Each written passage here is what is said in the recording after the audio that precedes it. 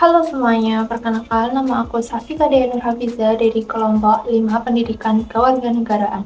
Saya Salsabila Maritza Silawardani dari kelompok 5. Saya Sarah Ruby Alia dari kelompok 5. Saya Tela Nikolisa dari kelompok 5. Aku Syarah Desika dari kelompok 5. Gender adalah konstruksi sosial budaya yang membedakan peran dan tanggung jawab antara laki-laki dan perempuan di masyarakat, bukan berdasarkan perbedaan biologis. Contohnya, anggapan bahwa laki-laki lebih cocok bekerja di kantor dan perempuan lebih cocok mengerjakan pekerjaan rumah tangga. Jenis kelamin adalah perbedaan bentuk, sifat, dan fungsi biologis antara laki-laki dan perempuan yang menentukan perbedaan peran mereka dalam reproduksi. Jadi bias gender itu adalah kecenderungan atau prasangka yang ditimbulkan oleh pikiran seseorang yang akan mempengaruhi pemikiran dia terhadap suatu jenis kelamin sehingga nantinya akan menimbulkan ketidakadilan pada salah satu jenis kelamin itu sendiri. Bias gender dapat terjadi secara sengaja maupun tidak sengaja, baik disadari maupun tidak disadari oleh seseorang. Bias gender itu bisa mempengaruhi perilaku dan juga kesempatan seseorang dalam menjalani kehidupan. Baik, selanjutnya yaitu bentuk-bentuk bias gender. Di sini ada 5. Yang pertama itu subordinasi, di mana menganggap satu gender itu lebih rendah daripada yang lainnya. Contohnya, tanggapan dari laki-laki atau saran dari laki-laki sendiri itu lebih didengarkan daripada seorang perempuan. Yang kedua ada marginalisasi, yaitu pengucilan peran gender terbentuk dalam suatu bidang. Contohnya, laki-laki yang ingin jadi seorang perawat itu lebih sering tidak dianggap gitu loh daripada seorang perempuan. Yang ketiga ada stereotip. Nah, stereotip ini pembelaan atau anggapan umum yang membatasi peran gender sendiri.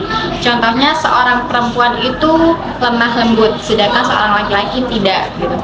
Yang keempat ada kekerasan. Kekerasan ini ada fisik, verbal, psikologis berdasarkan gender itu sendiri. Contohnya, pelecehan seksual itu lebih ke arah kayak seorang perempuan gitu loh, meskipun itu di lingkup pekerjaan maupun di lingkup organisasi itu sendiri gitu. Terus yang kelima ada beban kerja. Beban kerja itu contohnya seorang perempuan itu dianggap bertanggung jawab di bidang rumah tangga sendiri gitu, meskipun seorang perempuan juga bisa bekerja di luar seperti itu. Bias gender bisa menjadi salah satu hal yang berdampak negatif bagi masyarakat karena apa? Salah satunya perempuan yang tidak boleh menjadi pemimpin dan juga laki-laki yang selalu dianggap kuat, terus habis gitu tidak boleh menangis. Hal ini bisa menyebabkan potensi yang terabaikan dan sulit tercapainya mencapai kesetaraan gender. Nah, untuk mengatasi dampak bias gender yang sudah disebutkan sebelumnya, kita perlu adanya tindakan responsif gender. Apa itu responsif gender? Maksudnya adalah kita peka terhadap adanya ketimpangan antara laki-laki dan perempuan dan kita mengambil langkah untuk mengatasi tersebut. Salah satu contohnya adalah perempuan itu boleh menjadi pemimpin. Contoh kecilnya adalah pemimpin ketua kelas.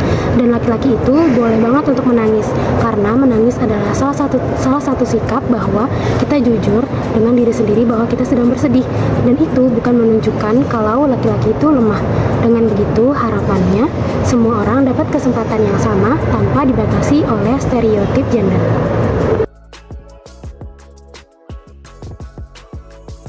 Pengarus utamaan gender adalah strategi pembangunan yang bertujuan untuk mewujudkan kesetaraan dan keadilan gender melalui pengintegrasian perspektif gender dalam berbagai kebijakan dan program pemerintah, mulai dari tahap perencanaan, penganggaran, pelaksanaan, hingga pemantauan.